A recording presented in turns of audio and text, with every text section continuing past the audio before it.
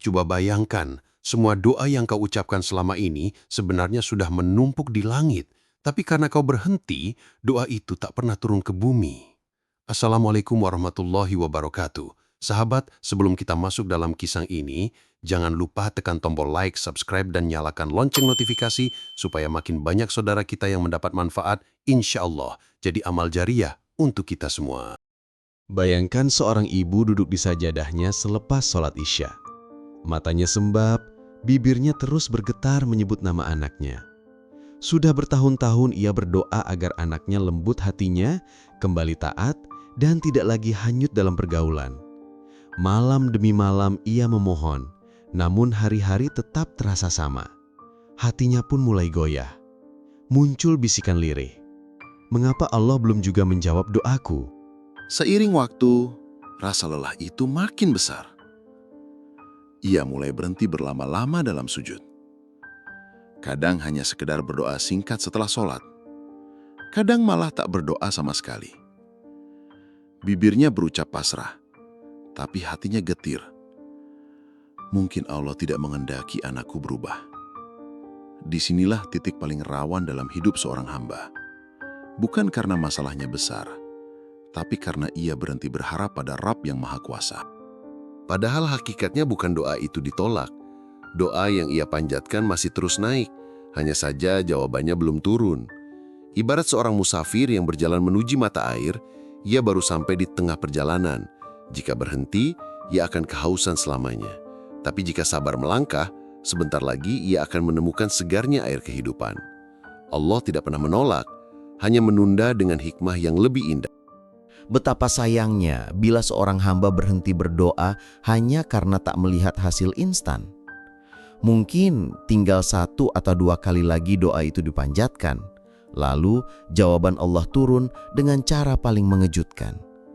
Tapi karena ia menyerah lebih dulu, pintu rahmat itu pun tak terbuka. Inilah rahasia yang sering kita lupa. Berhentinya doa bukan karena Allah tidak mendengar, melainkan karena kita sendiri yang menutup pintu harap.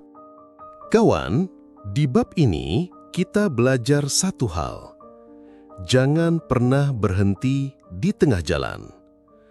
Bisa jadi doamu sudah sampai di angka 5, sedangkan jawaban Allah ada di angka 10.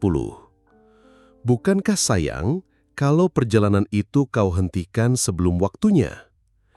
Tetaplah berdoa meski hatimu lelah, karena sesungguhnya Allah lebih dekat daripada urat lehermu, dan Dia tidak pernah bosan mendengar suaramu. Di sebuah padang yang luas, para sahabat Rasulullah SAW pernah menyaksikan pemandangan yang menggugah hati. Ada seorang ibu yang sejak pagi mencari anaknya di tengah hiruk-pikuk suasana pasca perang. Wajahnya panik, napasnya terengah-engah, matanya liar menoleh ke segala arah. Bayangkan bagaimana seorang ibu kehilangan anaknya. Dunia seolah runtuh, dada terasa hampa, dan tiap detik yang berjalan seperti siksa. Tiba-tiba, ia menemukan sosok kecil itu. Sang anak berlari ke arahnya. Seketika sang ibu menjerit bahagia, memeluk erat tubuh mungil yang sempat ia kira hilang selamanya. Air matanya tumpah bercampur tawa. Rasa lega, cinta, dan syukur berpadu dalam pelukan itu. Semua yang menyaksikan terdiam, larut dalam keharuan. Tidak ada yang lebih tulus daripada dekap seorang ibu yang kembali menemukan buah hatinya. Melihat itu, Rasulullah SAW bertanya kepada para sahabat, apakah mungkin ibu itu rela melempar anaknya ke dalam api?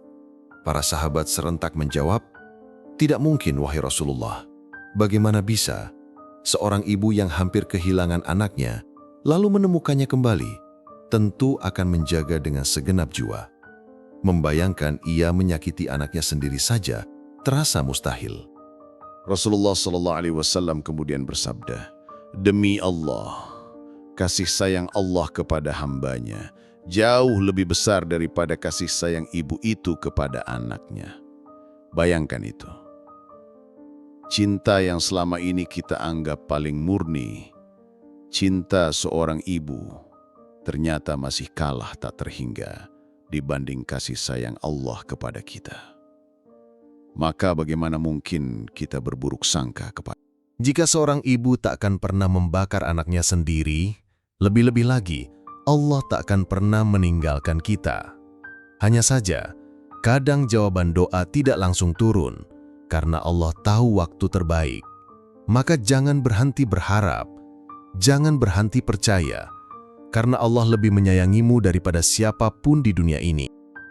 Bayangkan seorang muslim yang tengah terdesak. Hutang menumpuk, keluarga menunggu nafkah, sementara pekerjaannya baru saja hilang. Dalam kondisi itu, ia terduduk lemas di ruang tamu gelap. Semua pintu seolah tertutup. Namun, ada satu pintu yang tidak pernah terkunci. Doa. Ia mengangkat tangan, lirih berucap, "Ya Allah, hanya Engkau tempatku bersandar." Dalam sekejap, ia menemukan kekuatan baru. Bukan karena masalahnya hilang, tapi karena hatinya kembali terhubung dengan Rob yang Maha Kuasa. Rasulullah SAW menyebut doa sebagai senjata bagi orang beriman. Senjata tidak selalu langsung membunuh musuh, tapi ia membuat pemiliknya tidak takluk begitu saja. Doa juga kendaraan, ia membawa seseorang menembus keterbatasan dunia menuju singgasana ilahi. Dengan doa, seorang hamba lemah bisa merasa kuat, seorang miskin bisa merasa kaya, dan seorang yang kesepian bisa merasa ditemani. Sayangnya, banyak orang baru ingat berdoa ketika musibah datang. Saat sehat, ia lupa. Saat rezeki lancar, ia tak menengadah. Lalu ketika bencana menimpa, barulah bibirnya sibuk menyebut nama Allah. Padahal menjaga nikmat dengan doa jauh lebih utama daripada menunggu nikmat hilang, lalu memohon pengganti. Sama seperti orang yang menyiram tanaman, lebih mudah menjaga agar tetap segar daripada menunggu layu lalu berusaha menghidupkannya kembali. Doa itu luas. Ia tidak terbatas pada kesulitan pribadi. Melihat orang lain bahagia, kita bisa berdoa agar diberi kebahagiaan serupa. Mendengar ada yang sakit, kita bisa memohon kesembuhan untuknya sekaligus perlindungan bagi diri sendiri. Bahkan sekedar lewat di depan masjid indah, doa bisa mengalir. Ya Allah, jika Engkau beri aku kemampuan, aku juga ingin membangun rumah-Mu. Setiap detik adalah peluang berdoa, asalkan hati terhubung dengan Allah. Inilah rahasia doa. Ia bukan hanya permintaan, tapi juga jembatan. Dengan doa, kita tidak pernah benar-benar sendirian. Kita punya pegangan, kita punya arah, kita punya harapan. Maka jangan pernah meletakkan senjata ini. Jangan tinggalkan kendaraan ini. Karena selama doa masih ada di bibir dan hati kita selalu punya jalan pulang menuju Allah. Di jalanan kota, seorang pria melintas di depan rumah mewah dengan pagar tinggi dan mobil-mobil berkilau. Hatinya bisa saja iri, tapi ia memilih berhenti sejenak dan berdoa. Ya Allah, sebagaimana Engkau mudahkan mereka memiliki ini, mudahkan pula aku dengan rejeki yang halal dan penuh keberkahan. Doa sederhana itu mengubah iri menjadi harapan, mengubah sempitnya dada menjadi lapang. Nikmat orang lain tak lagi jadi perbandingan, tapi jadi jalan untuk memohon. Di kesempatan lain, ia melewati sebuah masjid baru yang begitu indah. Kubahnya berkilau, menara menjulang, jamaah ramai. Ia tersenyum kagum, lalu bibirnya berucap lirih. Ya Allah, jika Engkau beri aku kesempatan, aku pun ingin membangun rumah-Mu, sekecil apapun itu. Satu doa lahir dari pandangan, dan siapa tahu doa itu dicatat Allah seperti ia telah ikut serta membangun masjid tersebut. Lalu ada hari ketika ia menyaksikan tetangganya dirundung musibah. Rumahnya terbakar, keluarganya menangis. Ia ikut menolong sebisanya, namun lebih dari itu, ia berdoa, "Ya Allah, beri mereka kekuatan dan jalan keluar, dan lindungilah keluargaku dari musibah serupa." Dari setiap peristiwa, baik nikmat maupun ujian, lahir doa-doa yang mengikat hatinya semakin dekat dengan Allah Subhanahu wa Ta'ala. Inilah cara berdoa yang jarang disadari. Dunia ini bukan sekedar tempat lewat, melainkan ladang doa yang tiada habisnya. Melihat nikmat orang lain bukan untuk membuat hati iri, tapi jadi bahan doa. Melihat musibah orang lain bukan untuk menjauh, tapi jadi pengingat agar kita meminta perlindungan. Tidak ada yang sia-sia, semua bisa jadi bahan kita untuk menengadah pada Rob semesta alam. Jika hati terbiasa memandang dunia dengan kacamata doa, hidup tidak lagi terasa kosong. Setiap nikmat yang kita lihat jadi peluang untuk ikut merasakannya. Setiap musibah yang kita saksikan jadi benteng penjagaan diri. Inilah rahasia orang-orang beriman. Mereka menjadikan segala sesuatu sebagai alasan untuk mendekat pada Allah. Bayangkan seseorang yang sudah memohon bertahun-tahun. Ia ingin rumah, ingin keturunan, ingin kesembuhan. Setiap malam, ia berdoa namun di titik tertentu, ia merasa doa itu tak pernah dikabulkan. Padahal, bisa jadi ia sudah berada di langkah ke-9, sementara jawabannya ada di langkah ke-10. Andai ia sabar sedikit lagi, pintu itu akan terbuka. Tapi sayangnya, banyak orang menyerah tepat sebelum kemenangan datang. Allah tidak pernah menutup pintu doa, kecuali kita sendiri yang menutupnya dengan rasa putus asa. Ingatlah, yang kita minta mungkin butuh waktu, karena Allah tahu kapan waktu terbaik untuk kita. Sama seperti seorang petani yang menanam benih, ia tidak bisa menuntut hasil di hari pertama. Ia harus menyiram, menjaga, bersabar hingga musim panen tiba. Demikian pula doa. Ia butuh kesabaran agar tumbuh menjadi jawaban yang sempurna. Namun perlu diingat, doa tidak boleh bertentangan dengan sunnatullah. Seseorang tak bisa meminta wajahnya diubah menjadi wajah orang lain atau jenis kelaminnya diganti. Itu bukan doa, itu menentang aturan Allah.